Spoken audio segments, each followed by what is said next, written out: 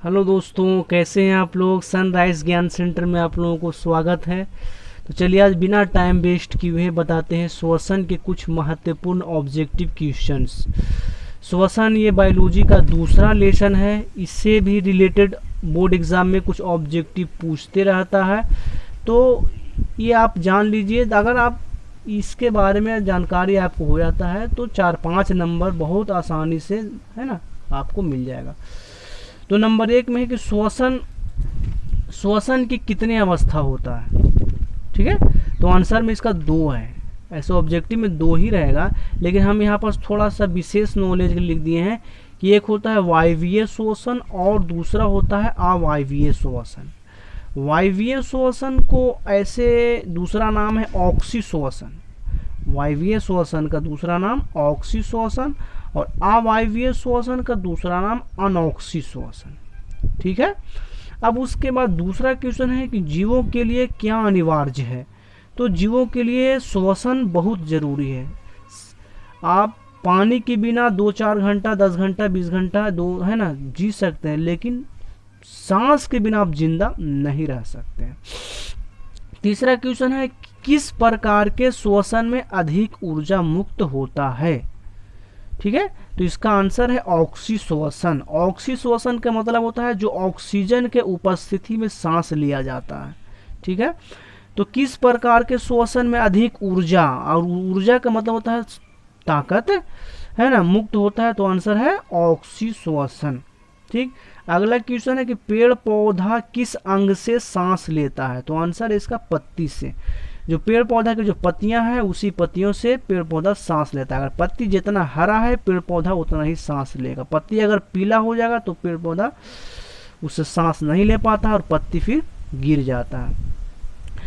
अगला क्वेश्चन है कि मछली किस अंग से सांस लेता है। तो मछली गिल्स से सांस लेता है। गिल्स, देखिए जल में ऑक्सीजन घुला होता है, ऐसे जल का जो सूत्र होता है वो होता है H2O। तो यहाँ पर ये वो क्या है, ऑक्सीजन है, इसीलिए जो मछली है वो अपने गिल्स के सहारे, गिल्स को गलफड़ा कहते हैं, गलफड़ा के, है ना, जो जल में ऑक्सीजन घुला हुआ है उसी को गिल्स, है ना, सांस के रूप में खींच लेता है।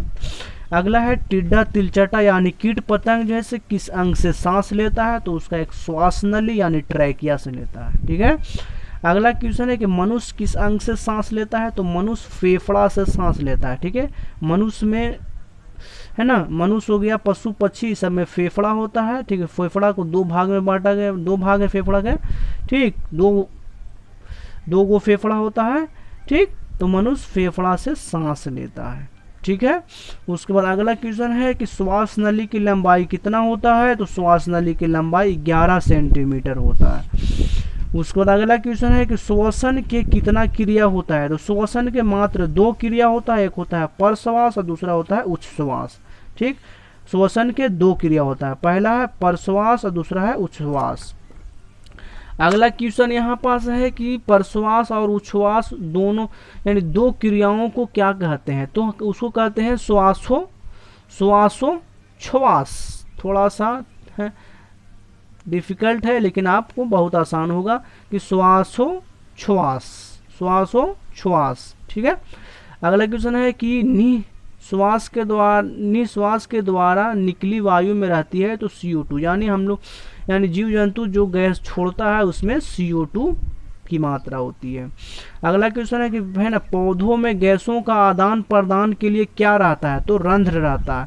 पत्ती में जो छोटे छोटे छिद्र होता है उसको रंध्र कहते हैं। ठीक है, तो गैसों का आदान प्रदान यानी गैस खींचने और छोड़ने के लिए रंध्र का उसमें उपयोग होता है। अगला क्वेश्चन है कि श्वसन की क्रिया में खाद्य पदार्थों का क्या होता है। तो श्वसन की क्रिया में खाद्य पदार्थों को विघटन होता है, यानी जो हम लोग खाते पीते हैं उसको क्या होता है, विघटन। यानी जैसे पहले तो मुंह में ही चबा लेते हैं, तोड़ ताड़ कर देते हैं, उसके बाद, है ना, पेट के अंदर जाएगा तो वहाँ भी तोड़ फोड़ होता है, तो उसको बोलते हैं विघटन होता है। ठीक है दोस्त, अगला सवाल है कि इनमें से किसका उपयोग, है ना, ऊर्जा उत्पादन के लिए होता है। तो ऊर्जा उत्पादन के लिए ग्लूकोज का उपयोग किया जाता है। आपको अगर, है ना, ऊर्जा अधिक मात्रा में चाहिए और जल्दी में चाहिए तो आप ग्लूकोज का सेवन कीजिए, ग्लूकोज अधिक है ना, ग्लूकोज का सेवन कीजिए। ठीक, उसके बाद अगला क्वेश्चन है कि श्वसन कौन सी क्रिया है, श्वसन कौन सी क्रिया है, तो अपचायी क्रिया है, श्वसन अपचायी क्रिया है। उसके बाद अगला क्वेश्चन है कि श्वसन है ना के ऑक्सीकरण की क्रिया है ना होता है, श्वसन के ऑक्सीकरण की क्रिया में मतलब क्या होता है। ठीक, अगला क्वेश्चन ये है कि श्वसन के ऑक्सीकरण क्रिया होता है, कहाँ होता है, तो यह है माइटोकॉन्ड्रिया में होता है। थोड़ा सवाल है, ऐसे ऑब्जेक्टिव घुमा फिरा के पूछता ही है दोस्त, हड़बड़ाने की ज़रूरत नहीं है। खाली आपको एक क्वेश्चन को 4-5 तरीक़ा से पूछ सकता है। जैसे श्वसन के ऑक्सीकरण क्रिया कहाँ होता है, तो माइटोकॉन्ड्रिया में होता है। यहाँ पर पूछे श्वसन का ऑक्सीकरण क्रिया होता है, यानी माइटोकॉन्ड्रिया में होता है। तो दोस्त आशा है कि ये वीडियो आप लोग को हेल्पफुल होगा, इससे लाभ है ना, फ़ायदा होगा।